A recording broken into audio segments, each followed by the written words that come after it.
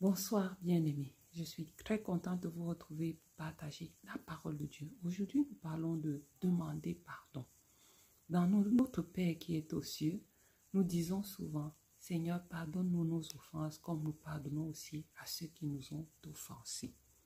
Mais la réalité est que dans notre quotidien, il nous est de plus en plus difficile de dire « pardonne-moi ». Je reconnais que je t'ai offensé. Je suis désolé d'avoir mal agi envers toi. Nous nous retrouvons embrigadés dans une situation où nous défendons notre personnalité, nous nous défendons par nous-mêmes au lieu de laisser que ce soit Dieu qui nous défende. La vérité aujourd'hui, c'est que s'il faut parler vraiment du pardon là, moi-même je ne suis pas très qualifiée pour vous en parler. Parce qu'il y a des situations où j'ai l'impression que je dégamme tout simplement et que je veux aussi avoir ma part de justice.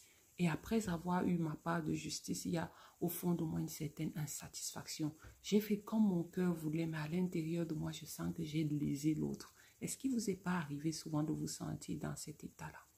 Parfois, il ne sert à rien de gagner pour soi-même.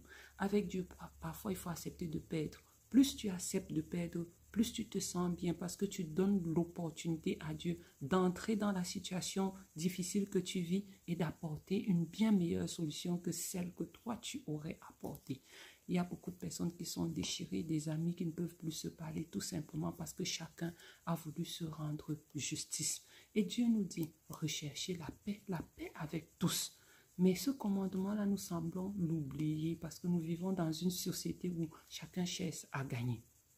Moi, enfant, j'aimais toujours gagner. Quand j'allais jouer avec des gens, je me disais non, il ne faut pas que je perde. Et s'il m'arrivait de perdre, on restait brouillé pendant 2-3 jours jusqu'à ce que je sois épuisé de bouder dans mon coin. Aujourd'hui encore, il peut arriver qu'on n'ait pas envie de se réconcilier avec les gens. Mais en y réfléchissant bien, lorsqu'on n'est pas réconcilié avec quelqu'un, qui souffre? C'est celui qui garde l'offense dans son cœur qui souffre. Celui qui t'a offensé, il est tranquille dans son coin, il dort. Donc le pardon que nous donnons aux autres est réparateur premièrement pour nous, nous qui avons été offensés. Alors je voudrais te donner un conseil bien aimé, si tu fais partie de cette catégorie de personnes dans laquelle je suis, des personnes qui n'aiment pas perdre, baisse un peu les bras.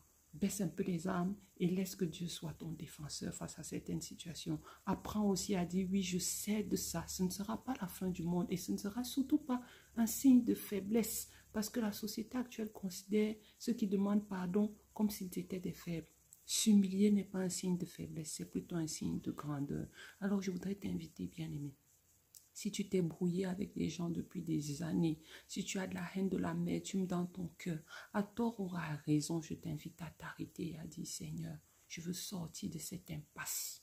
Parce que parfois, il arrive qu'on veut y sortir, mais qu'on n'ait même plus la ressource. Dieu peut être ta ressource. Si tu lui demandes sincèrement, il viendra à ton secours. Je te souhaite une excellente soirée. Que Dieu te bénisse. À très bientôt.